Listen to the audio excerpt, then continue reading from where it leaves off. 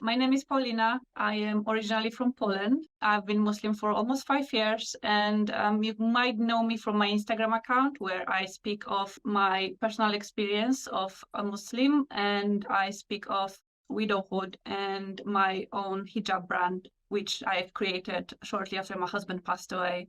How was your life in regards to faith? Did you have any faith before? So when I was a child, obviously I used to believe in God and everything just made sense to me. But the more I grew and the more I witnessed, especially the religious people, the so-called religious people, and how they treat others and how they treated me sometimes, the priests, the teachers. And when I started observing these behaviors and when I started learning more about Christianity and like the Catholic Church, the less I wanted to be part of it. And I just slowly distanced myself from it to an extent where I wasn't sure if I believe in God, but I knew I definitely don't believe in the church I was born in.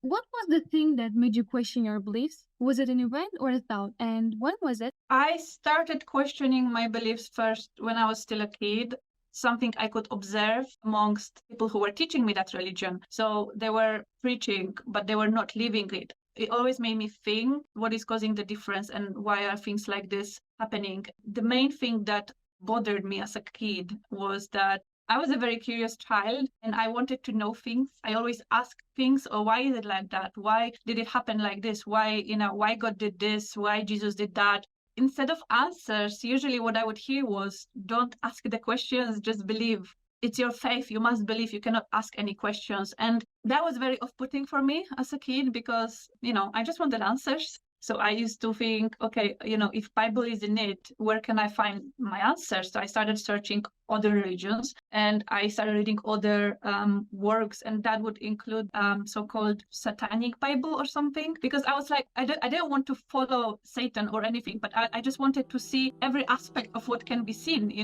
But obviously, after I read like a few pages, I realized that I definitely don't want to read anymore. But the weird thing, and it's somewhat sad, is that even though I considered myself open-minded and tolerant, and even though I did reach out to read Satanic Bible, I drew the line on Islam. I was like, I might be crazy, but not crazy enough to actually look at Islam. Like everyone knows Islam is bad. Everyone knows it's a terrorist religion. Everyone knows that it's not a good place to be. So that's where I drew the line. At that point, I used to believe that religions were human-made. What was your view of Islam back then? Did you have any prejudices? Yes, so I used to consider myself a very open-minded person. I was a very curious person as well. So I used to love learning of other religions. But even though I was a very curious person, I always relied on Islam because, I'm not crazy. Everyone knew how bad Islam is, and we watched enough news on the TV or on the internet about all the terrorists and bad people doing all the bad things, and basically they were always Muslims. So, how did your journey to Islam begin? It all started because my late husband, and he was Muslim. So I asked him, I was like, why do you actually follow Islam? What's in it for you? It doesn't make sense. You're just limiting yourself. And he said, well, if you find some mistakes in Islam, I will leave Islam. I started reading Quran first online. And then when I was out, I found some brothers giving away free Qurans, and they happened to have one in Polish. I started asking him, why is it like this? This doesn't make sense. This is wrong. This is not okay. This is not fair. But every time I was talking to him about it, he was able to explain things to me in such a way that I was like, I actually didn't think of it this way. You actually make sense. And this makes sense. This is not a mistake. How did things continue? You also have book story which you found on your journey. While I could read in English, Quran is a very specific book where not every word I was reading I was able to understand. Not every sentence I could understand.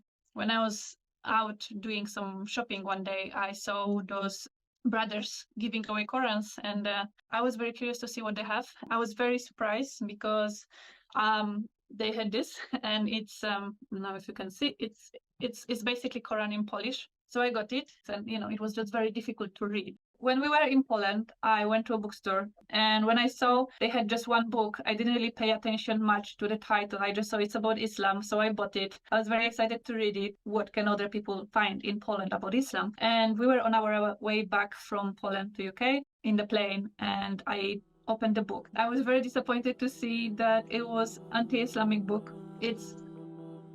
I don't have the original one. This is just what it looked like.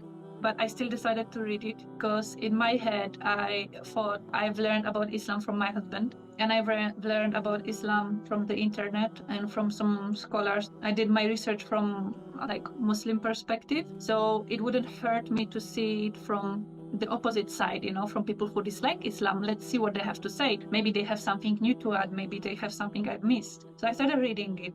Everything that I found questionable or weird or interesting as well about Islam, I would ask my husband, she says this and that. How do you understand it? Like, is she right? Or what would you say about this particular topic about Islam? Because I decided I don't really need it anymore. I've learned enough from her, if there was anything to learn. I just wanted to see from other perspectives how they understood Islam. The more I knew that my time to accept Islam is coming, but I wasn't ready just yet. I wanted to make sure that I'm doing it for myself, not for my husband, not for people, not for, my friends or whatever. I wanted to do it for myself and for Allah. So yeah, I took my time before I made that decision. So, did you ever try to pray or fast before becoming Muslim?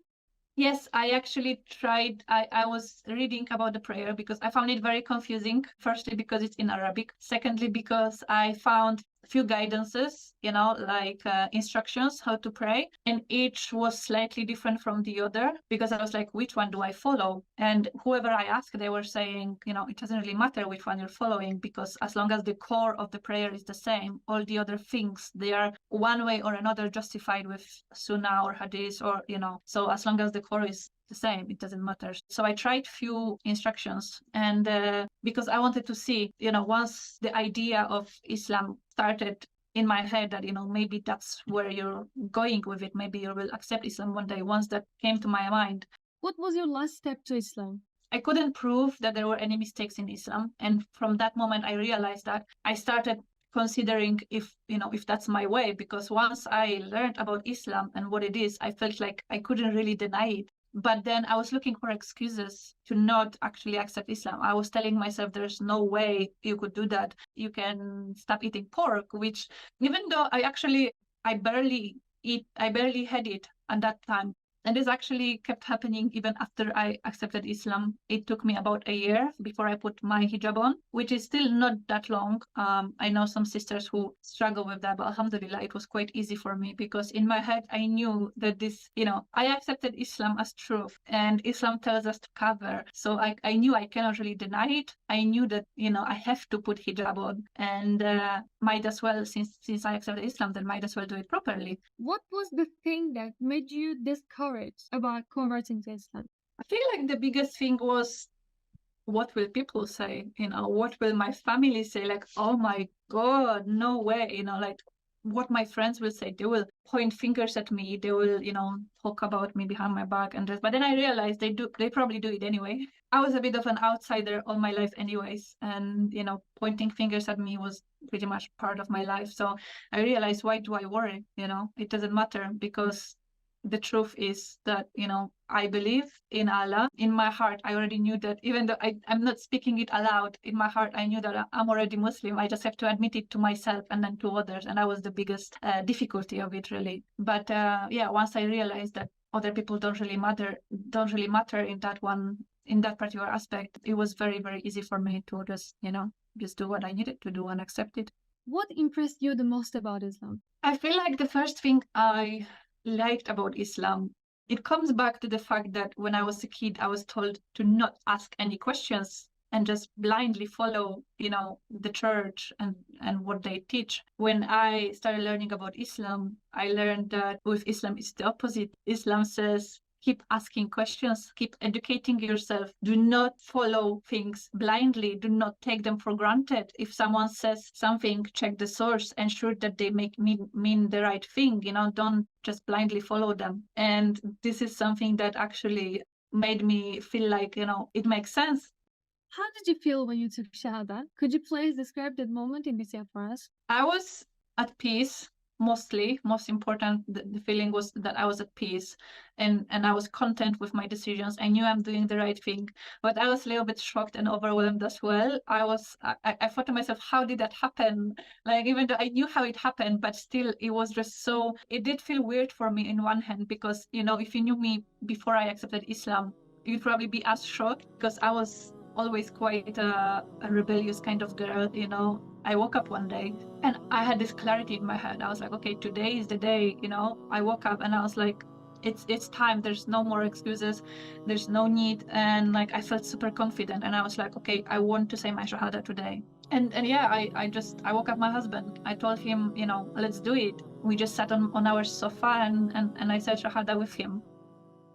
How did your family and the people around you react to your conversion to Islam? First stage happened when I met my husband, and then I was kind of easing them into Islam because of my husband. But then when I started being interested with Islam, I also told my mom that, Mom, I started learning about Islam, and it actually isn't as bad as they say, and it actually makes more sense than you can imagine. And my mom was still quite scared of that. She was like, you probably become Muslim one day. And I was like, don't worry about it. There's no way. But then a few months later, I told her, well, actually, you were right, because, it just makes sense to me and I'm considering it. And she was still scared, even though she saw that my husband is a good man. She saw that, we have good life and that we're not doing anything crazy. As any mom would, she was still worried about me and about how it will impact my life. And then I accepted Islam and literally nothing happened. So she kind of accepted it as well, because the biggest issue was that oh my god, what will you eat when you visit us, no pork, and that was the biggest issue really, but it wasn't really that big of a deal for them. How did you manage to keep your faith in a non-Muslim country? I'm not able to compare it to living in a Muslim country, because I've never lived in a Muslim country, but I feel like I found my faith here. So it doesn't really matter much for me if I live in Muslim country or not. Obviously, ideally, I would love to move to a Muslim country one day. That would be the goal. At the moment, it's not possible. But inshallah, one day I would love to move to a Muslim country just to experience the life. And, for my son's sake as well, I would love him to grow up in a Muslim country, inshallah. But because I moved to UK when I was 19 and I spent here pretty much my whole adult life, I don't feel like it matters much to me. So, I just do what I always did. I read Quran, I pray, I read lectures, and I attend some events, and it doesn't matter much really that I'm not in a Muslim country, especially that living in UK, halal food is quite easily available, alhamdulillah. It's not very difficult. How was your first Ramadan experience like? It was a good family experience, with my husband and with my baby. And it was actually super easy, which I was shocked about, because I was expecting, I'm going to be starving myself. And like, obviously at that time, I already knew a bit more about Ramadan, but still the whole month of fasting, it seemed very extreme and I was not sure what to expect. But then it turned out to be super easy, and like, I wasn't even hungry most of the time. And what caused me the most struggle was actually waking up early enough to eat something. So it was it's one of those very good memories that I have, with my husband and with my son. It was the next Ramadan I was just by myself. What are your suggestions and what do you usually do during Ramadan? If you don't have to cook much, then you get more time to spend on what's important, and you get more time to pray, you get more time to read Quran and to study about Islam. And so I found that, when you get the food part out of the way, it just makes so much easier to focus on what's important. You definitely should try your best to, increase your practices. For me, it really varies. Sometimes I try to pray extra, but it's not always doable, with my son. Sometimes I try to read more Quran. It really depends on how much you can really do. It's possible for you, but yes, reading Quran, praying extra, listening to Quran as well. It helps, definitely helps. Learning new prayers, probably. It's always very difficult for me to learn new prayers in Arabic. So I do try to, to implement that as well. The world embracing Islam. Comment. Follow us. Please like. Subscribe.